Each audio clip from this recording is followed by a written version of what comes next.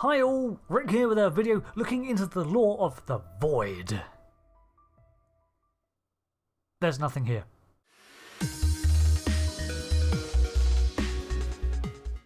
Jokes aside, the subspace void was visited by Voyager in 2377, and it's a rather unique phenomena. It is a closed subspace pocket that remains unaltered in subspace and undetectable. The void was a torus shape, which is not uncommon for energy fields and warp effects. Within the torus was absolutely nothing except what had been deposited here, and its walls were effectively solid, in that no matter or energy could pass through them. What lies beyond its confines is a mystery, but likely some tangled currents of subspace pressing up against its form. However, the void was far from static. In fact, vortices often formed within the nothing, tunnels that spanned from the internal pocket of the void and translated through subspace layers into real space-time. These funnels created massive gravity wells when they emerged, and anything unfortunate enough to be close to a tunnel was pulled in. Within the void itself, while empty of natural matter and energy, the graviton forces still persisted at an ambient level. This drained ships' energy reserves, as things had to work overtime to compensate in this harsh environment. The torus covered 9 light-years when fully mapped out. The void itself, as mentioned, was located within subspace, and its only bisection with normal space-time were the funnels that occasionally spawned. This led its actual location to be hard to pin down, as subspace phenomena can drift, although the tunnels did seem localised in a specific area. However, it appears to be near Nar Shaddaa and the Quarren homeworld. Wait, am I still in the right franchise? Yep, those are the names, taken from Voyager's next episode, Workforce. So, how did this place form? Well, we can assume that the intense gravity field has had something to do with it. Perhaps there is some source of gravitons deep in subspace which generated this field around it, the void. Beyond its confines, subspace itself presses against it, and it's warded off by the gravity field, creating this impenetrable wall as a circumference. But occasionally, currents outside the void can cause pressure to mount in certain areas and force a tunnel to form.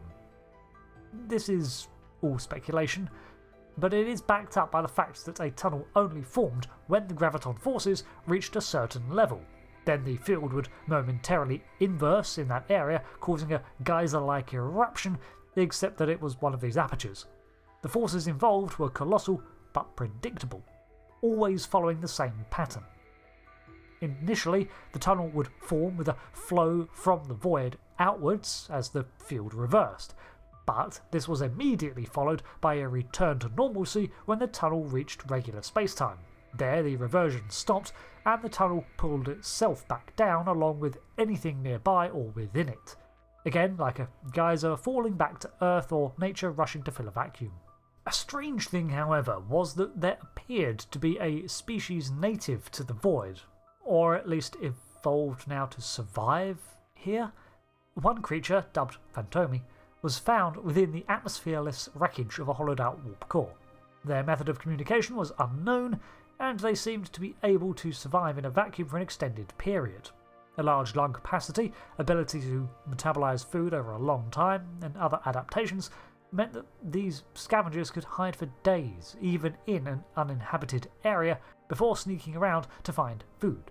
They were sapient, although they did not talk verbally. However, they can't exactly be true natives to the void, as in they evolved here, because, well, even then, with their adaptable existence, they rely on things that were deposited here by the void's tunnels. It's therefore far more likely that these too were inhabitants of a displaced vessel a long time ago, who were already uniquely adapted to survive and have since proliferated among other unfortunate stranded ships.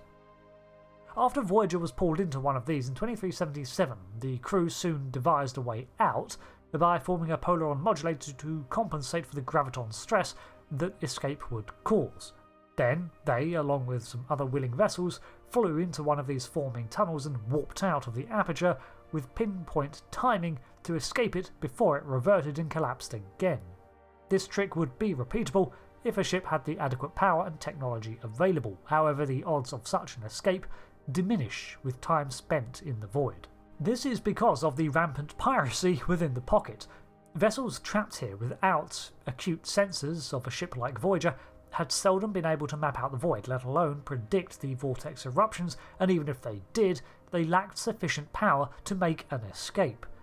Because of these draining effects too, it exacerbated the needs of a trapped crew, so many eventually had to resort to opportunistic attacks or salvage to survive. Species that were caught here included the Anari, Basal, Jelinan, Overlooker's Hierarchy, Kinjal, Kraylor, Negian, and Vardoir, which is an interesting addition as the Vardoir were more common around 900 years ago and only now returning to the galaxy after an extended hibernation. We never learn if the Vardoir ship was inhabited by Vardoir, nor its origin, but it was a modified vessel. My personal theory is that this is a 900-year-old ship that has been reclaimed by others in its time here, perhaps descendants of the original crew, perhaps a new crew entirely. However, the 150 other vessels were detected by Voyager initially, with Zal, Voth, Mawasi, and Devore ships detected too. As a subspace phenomenon, it's not exactly a feasible anomaly for our real world. However, the gravitational forces at play are certainly more possible and can indeed trap things in space. I mean, orbiting a gravity well of any object is pretty much a gravity trap, and without external forces, such an object is perpetually caught in proximity to a celestial body, be it a black hole or planet. Any such gravitational vortex, however, would not be a tunnel, but more often than not simply the product of a singularity or other high-density object in space.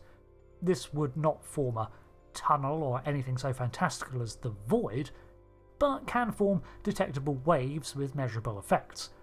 The way in which the crew managed to quantify and detect when the void vortexes would form with precision is likely enough when you consider the clockwork precision of the universe and fact-based mathematics.